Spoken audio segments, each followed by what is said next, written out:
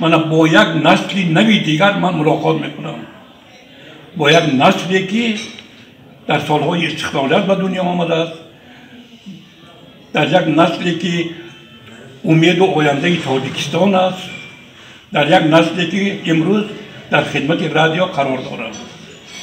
خدمتی که شما میکنید خیلی بزرگ است.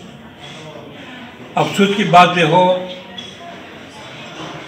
همین مقام برنامه های خارجه درست تصور نمی کنند، درست اهمیتی همین نمیفهمند. لیکن من یک مثال میگم، وقتی که افغانستان پر را در دست طالبان بود، 90% افغانستان در دست طالبان بود. اون دوره پیشنگاه فقط 10% در زیر نظارت احمد شاه مسعود بود. وقتی که احمد شاه مسعود اینجا آمد، سید مراد خواجه‌زاد اینترویو گرفت، ولی همون آواز احمد شاه باید باشد.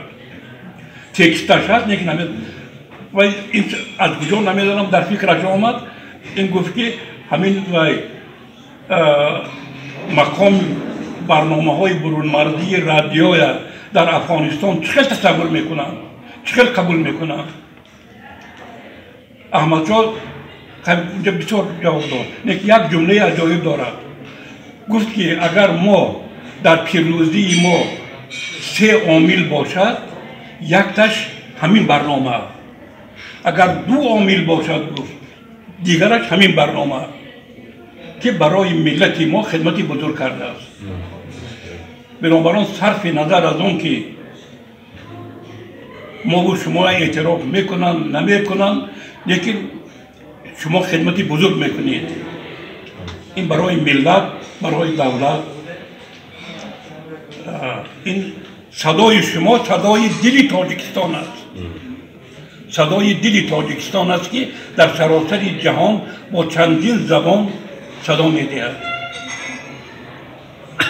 سالهایی که ما کار میکردیم سالهای خوشبختی هم بود، سالهای بسیار دشوار هم بود، خصوصا سالهای جنگ گرجدنی. اکثر کارگران شب خواب میکردن، از بینای رادیو بیرون برآمده نمیشد، همه اطراف رای سلاح بدستا. من با مولفان همه لحظ میدونم، لیکن در همون شب و روز با تمام مسئولیت دوستای ما کار میکردم، که افسوس که اکثرشان امروز نیستن.